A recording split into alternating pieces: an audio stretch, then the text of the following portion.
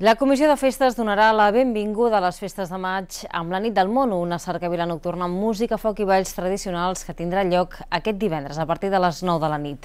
Aquest serà només un dels molts actes que ha preparat la comissió amb la participació de gairebé 80 entitats de la ciutat. Els responsables asseguren estar satisfets amb el resultat i amb la implicació de tots els membres de la comissió, malgrat la retallada d'un 40% del pressupost de les festes. Tot i així, esperen que amb el temps canviï aquest model d'organització.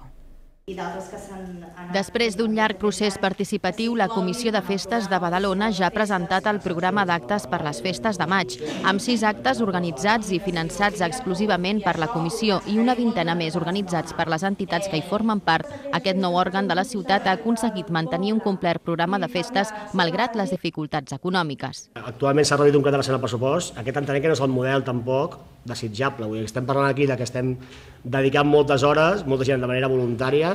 Això ho fem perquè no hi ha més remei. Entenem que les festes no ha de ser una cosa que quedi tan aparcat. Ja estem en un model de poca inversió, i parlo d'inversió, no parlo de despesa, parlo d'inversió en festes, i pensem que la situació és complicada, ho entenem, però entenem que no és un model aquest el que volem mantenir al llarg dels anys. Una de les novetats en el programa d'enguany serà la Nit del Mono, una cercavila que recorrerà alguns carrers de la ciutat i que servirà per donar la benvinguda a les festes de maig, després del pregó de festes. L'inici serà davant la fàbrica de l'Anís del Mono i durant la nit es presentarà un capgros de l'emblemàtica figura del mono.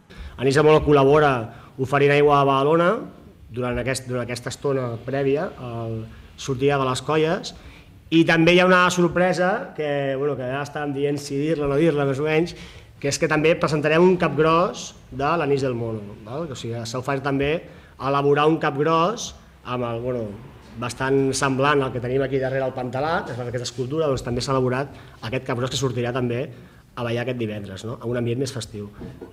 Els concerts són també una de les apostes de la Comissió de Festes, que havien quedat sense partida pressupostària després de la reducció de l'Ajuntament.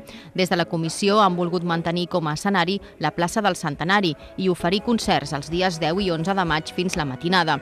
La Comissió, a més, gestionarà les barres de bar que s'instal·lin, amb el que es pretén cobrir part de les despeses. Per tancar el programa de festes tindrà lloc la segona edició del Dia del Micaco, una trobada a la plaça Trafalgar on hi haurà activitats durant tot el dia com un dinar popular o un torneig de bitlles catalanes.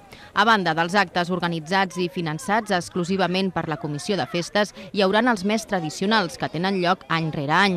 La Festa del Badiu, la Diada Trabucaire, el Correfoc, la Diada Castellera o la Passada de Sant Anastasi són alguns dels actes que ompliran els carrers de la ciutat durant tot el mes de maig.